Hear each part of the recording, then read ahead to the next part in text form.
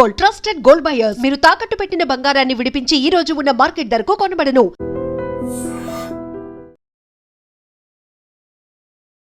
నమస్తే, welcome to I dream. నేను వలి.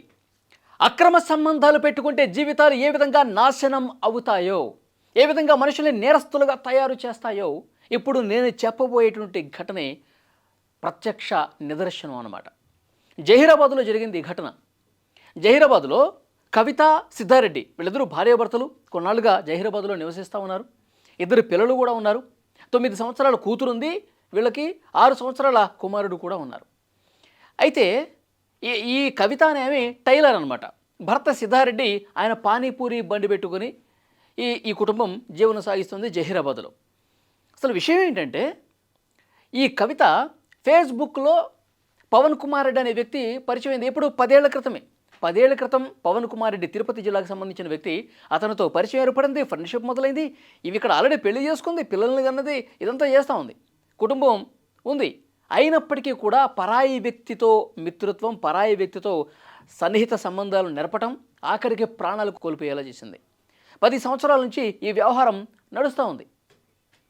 అయితే మొన్న మార్చి 27వ తారీఖు ఏం జరిగిందంటే, ఆమె అర్ధరాత్రి సమయంలో ఇంట్లో కుటుంబాన్ని వదిలేసి, భర్తను వదిలేసింది. 2 పిల్లలు ఉన్నారు, వాళ్ళిద్దరూ ఇంట్లోనే ఉన్నారు, 3 పడుకొని ఉన్నారు. అర్ధరాత్రి సమయంలో 12 గంటలు దాటిన తర్వాత వీళ్ళు 3 గాఢ నిద్రలో ఉన్నప్పుడు మెల్లగా గడియ తీసి బయటకు వెళ్ళి ఆమె బట్టలు అవన్నీ కూడా బ్యాగులు సరిదేసుకుని బయటకు వెళ్ళిపోయింది.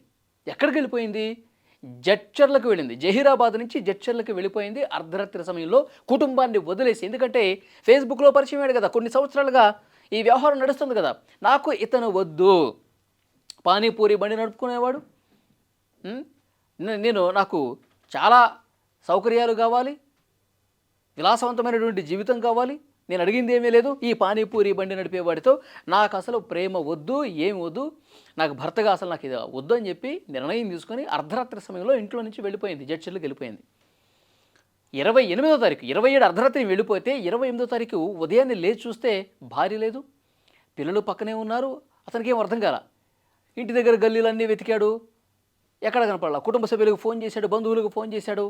అరే రాలేదు కదా, తెల్లారి ఎట్లా ఏమైపోయిందని చెప్పి అసలు 1% కూడా ఇతనికి తెలియదు. ఆమె ఏమేం చేస్తుంది, ఫోన్లలో ఎవరితో మాట్లాడుతుంది, ఏం చేస్తుందో అవగాహన లేదు. సరే ఎక్కడికి వెళ్ళిపోయిందో అర్థం కాక వెతికి ఆఖరికి పోలీస్ స్టేషన్కి వెళ్ళి కంప్లైంట్ చేశాడు. కంప్లైంట్ చేస్తే పోలీసులు దర్యాప్తు చేస్తుంటే ఆమె ఎట్నుంచి బయలుదేరింది, ఎక్కడికి వెళ్ళింది, సీసీ కెమెరాలు, తర్వాత ఆమె ఫోన్ ఉన్నటువంటి సిగ్నల్స్ ఆధారంగా ఆమె జడ్చర్లలో ఉంది, పవన్ కుమార్ రెడ్డి అనే వ్యక్తితో కలిసి ఉందని చెప్పి పోలీసులకు ఇన్ఫర్మేషన్ వచ్చింది. సో వెంటనే భర్త సిద్ధారెడ్డికి కూడా సమాచారం ఇచ్చారు.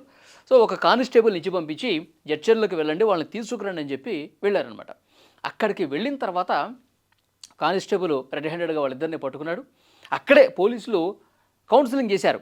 అమ్మా, ఇప్పుడు నీకు భర్త ఉన్నాడు, పిల్లలు ఉన్నారు, ఇది కరెక్ట్ కాదమ్మా, నువ్వు నీ భర్తతోనే వెళ్ళిపో, నీ కుటుంబాన్ని నువ్వు సవ్యంగా నడుపుకో, ఇది పద్ధతి కాదు, ఇది క్షణిక సుఖాల కోసం, సంతోషాల కోసం ఈ విధంగా రావడం అనేది జీవితం నాశనం కావడమే, పిల్లల భవిష్యత్తు ఏం కావాలని చెప్పి పోలీసులు కొంత కౌన్సిలింగ్ ఇచ్చేసి పంపిద్దాం అనుకున్నారు.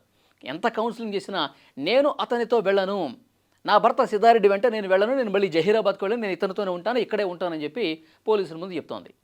ఇక కానిస్టేబుల్ కూడా బుర్ర పాడైపోయింది, ఏం చేయాలో తెలియనటువంటి పరిస్థితి. ఆ టైంలో ఈ కానిస్టేబుల్ పక్కనే భర్త కూడా కనిపించాడు కదా, పచ్చి బూతులు, బండ బూతులు తిడుతోంది.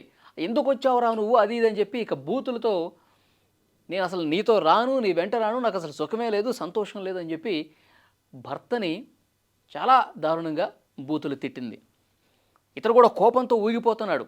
నీకు అసలు ఏం తక్కువ చేశానే, నువ్వు ఎందుకు ఇట్లా తయారయ్యావు, 2 పిల్లలు కూడా నీకు గుర్తు రాలేదే, అది ఇది అని చెప్పి భర్త కూడా చాలా సీరియస్గా రక్తం ఉడిగిపోతూ గొడవ పడతా ఉన్నాడు.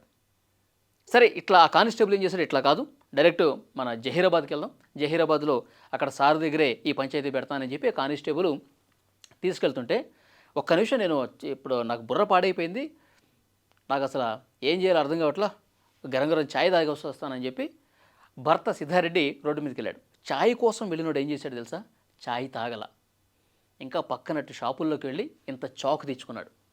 ఇంత చాకు తీసుకుని జేబులో పెట్టుకొని ఏమి ఎరగనట్టుగా ఛాయ్ తాగి వచ్చినట్టుగా మళ్ళీ పోలీస్ దగ్గరకు వచ్చాడు. సో బండి స్టార్ట్ చేస్తా ఉన్నారు. బండి స్టార్ట్ చేస్తున్నప్పుడు భర్త సిద్ధారెడ్డి వెనకాల కూర్చొని ఉన్నాడు. అమ్మ నువ్వు ముందు కూర్చో, వెనకాల మేము ముగ్గురం కూర్చుంటాం అని చెప్పి కానిస్టేబుల్ అన్నాడు. నేను ముందు కూర్చొని నేను వెనకాలే కూర్చుంటాను, పవన్ నా ప్రియుడు ఎవరైతే ఉన్నారో అతను పక్కనే కూర్చుంటానని చెప్పింది. సరే మీరు కూర్చోండి కానీ గొడవ పడొద్దు అని చెప్పి ఆ కానిస్టేబుల్ నచ్చ చెప్పి బండి స్టార్ట్ చేశాడు. దగ్గర వస్తుంది, జహీరాబాద్కి దగ్గర వస్తున్నటువంటి సమయం వరకు వాళ్ళిద్దరూ గొడవ పడతానే ఉన్నారు. సరిగ్గా ఇంకొక 5 నిమిషాల్లో జహీరాబాద్ స్టేషన్కు వస్తారనగా భర్త సిద్ధారెడ్డి తన జేబులో పెట్టుకున్నటువంటి ఆ చాకుని, బలమైనటువంటి కత్తిని తీసుకొని అటు పక్కన కూర్చున్నటువంటి కవిత గొంతు మీద కస పొడి చేశాడు. పీక మీద కట్ చేసేసాడు, గొంతు మీద కస పొడి చేశాడు అనమాట. ఆ మధ్యలో కూర్చున్నటువంటి ఆ ప్రియుడు ఎవరైతే ఉన్నారో భయంతో గజగజ వణికిపోయాడు. ఆ క్షణం ఏం చేయాలో అర్థం కాల వాడికి. వెంటనే కానిస్టేబుల్ భర్తని పొడుస్తున్నటువంటి భర్తని కొంచెం పక్కకు నెట్టేసి ఆపేసి వెంటనే పోలీస్ స్టేషన్ కాదు ఆసుపత్రికి తీసుకెళ్దాం పదండి అని చెప్పి ప్రభుత్వ ఆసుపత్రికి తీసుకెళ్తే ఆమె రక్తపు మడుగులోనే గొంతు కట్టయిపోయి మార్గ మధ్యలోనే చనిపోయింది. అంటే క్షణిక సుఖాల కోసం ఫేస్బుక్లో లేకపోతే ఈ సోషల్ మీడియాలో ఎవడో పరిచయం అయ్యాడు కదా అని చెప్పి కుటుంబాన్ని నెగ్లెక్ట్ చేసి నాకు భర్త వద్దు ప్రియుడే కావాలని అక్రమ సంబంధాలు పెట్టుకుంటే జీవితాలు ఎలా నాశనం అవుతాయి చూడండి. ఇప్పుడు ఈమె చచ్చిపోయింది, తర్వాత ఈ కత్తితో పొడిచినటువంటి భర్త కూడా జైలుకి వెళ్తాడుగా చంపిన పాపానికి. కానీ అమాయకులైనటువంటి 2 పిల్లలు ఏం తప్పు చేశారు? అమ్మ చచ్చిపోయింది, తండ్రేమో జైలుకి పోయాడు. ఈ 2 పిల్లల భవిష్యత్ ఏంటి చూసారా? మొత్తం కుటుంబం సర్వనాశనం అయిపోయింది. ఒకళ్ళు చేసినటువంటి తప్పుకు పూర్తిగా కుటుంబమే చిన్న భిన్నం అయిపోలా.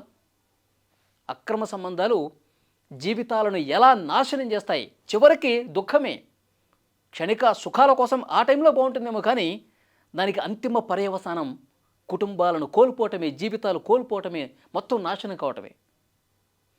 ఈ కథ విన్న తర్వాత జహీరాబాద్లో మొన్న జరిగినటువంటి ఈ ఘటన తర్వాత ప్రతి ఒక్కరు కూడా ఒకటే చెప్తా ఉన్నారు. కొంతమంది మహిళలు ఇలాంటి సుఖాల కోసం మొత్తం నాశనం చేసుకుంటూ ఉన్నారు. భర్తలు చంపుతున్నారు, ప్రియుడు మోజులో పడిపోయి భర్తల్ని ఎంతమందిని చంపలేదు. కాబట్టి వాస్తవాలను గ్రహించాలి. కుటుంబం సవ్యంగా ముందుకు సాగాలంటే మనమేంటి, మన పరిస్థితులేంటి, మన జీవితం ఎలా ఉండాలని చెప్పి కొద్దిగైనా ఆలోచించండి అని చెప్పి అందరూ కూడా చెప్తున్నటువంటి పరిస్థితి. And for more videos, Please subscribe to iDream. Please subscribe to iDream. Please subscribe iDream. And please subscribe to iDream. For more videos, subscribe to iDream.